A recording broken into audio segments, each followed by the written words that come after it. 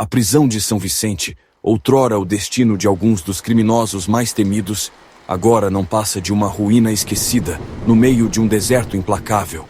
Abandonada há mais de 50 anos, as paredes da prisão ainda ecoam os gritos de desespero dos prisioneiros.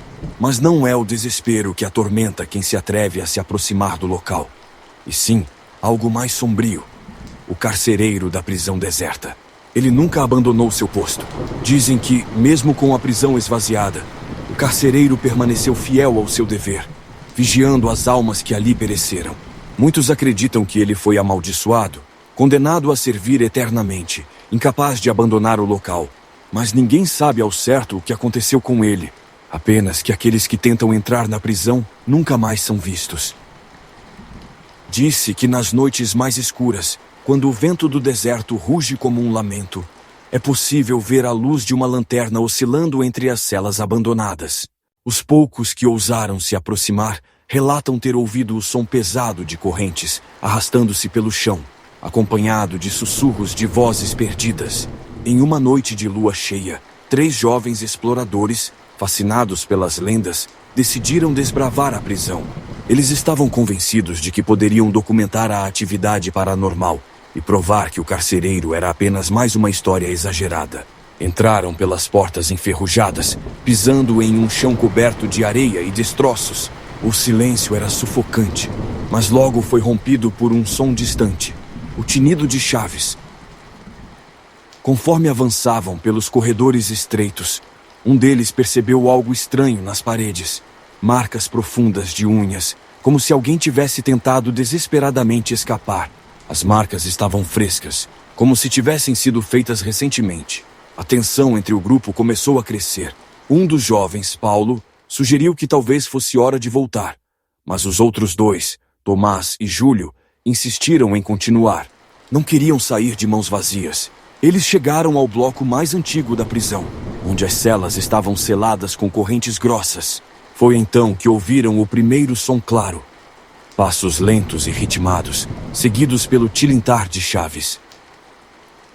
As luzes das lanternas começaram a piscar, e o frio, inexplicável no meio do deserto, tomou conta do lugar.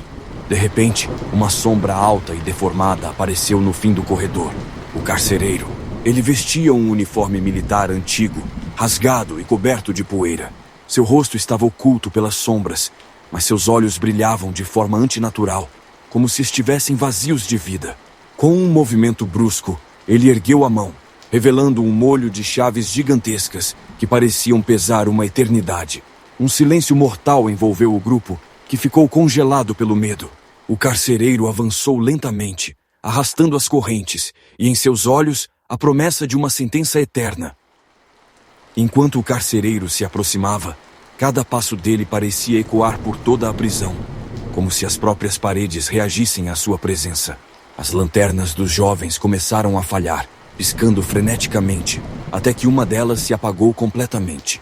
Paulo, o mais assustado, caiu de joelhos, murmurando que precisavam sair dali imediatamente. Mas Tomás e Júlio não conseguiam desviar o olhar da figura que vinha em sua direção, como se estivessem hipnotizados por uma força invisível. O carcereiro parou a alguns metros de distância, e a única coisa que os separava era o som das chaves tilintando lentamente em suas mãos. Sem aviso, uma das celas ao lado deles se abriu com um estalo seco, como se tivesse sido forçada por uma força invisível. As correntes que antes selavam a porta caíram ao chão como serpentes mortas, provocando um som metálico que fez o coração de Paulo disparar. "Entrem!" ordenou uma voz rouca e inumana que não parecia vir do carcereiro, mas das próprias paredes. Tomás, em um transe inexplicável, começou a andar em direção à cela. Seus movimentos descoordenados, como se estivesse sendo guiado por mãos invisíveis.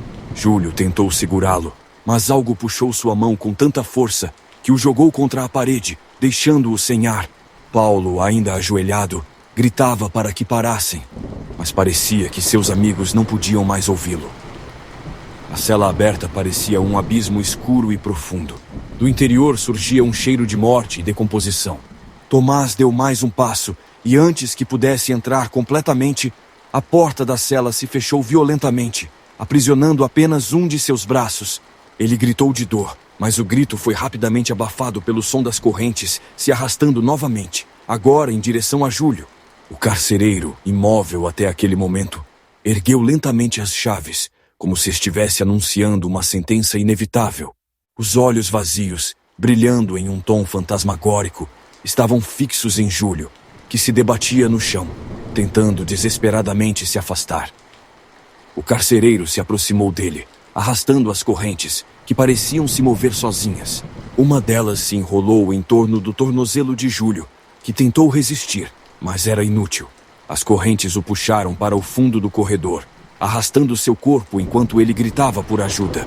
Paulo, desesperado, se levantou e correu na direção oposta, seus olhos cheios de pavor.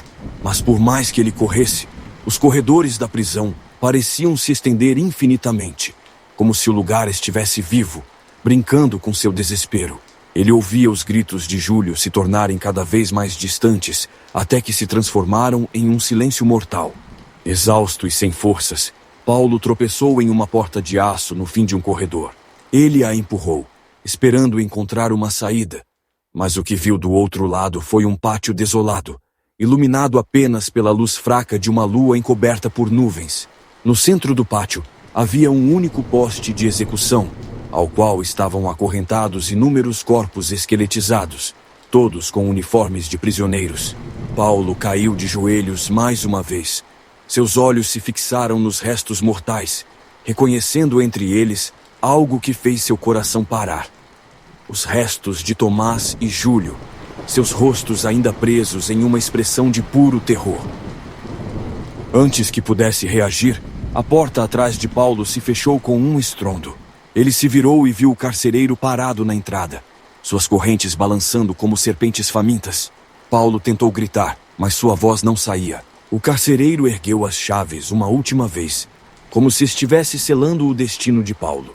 As correntes voaram em sua direção, envolvendo seu corpo e o puxando para o centro do pátio, onde ele seria mais uma alma condenada a servir eternamente naquele lugar amaldiçoado.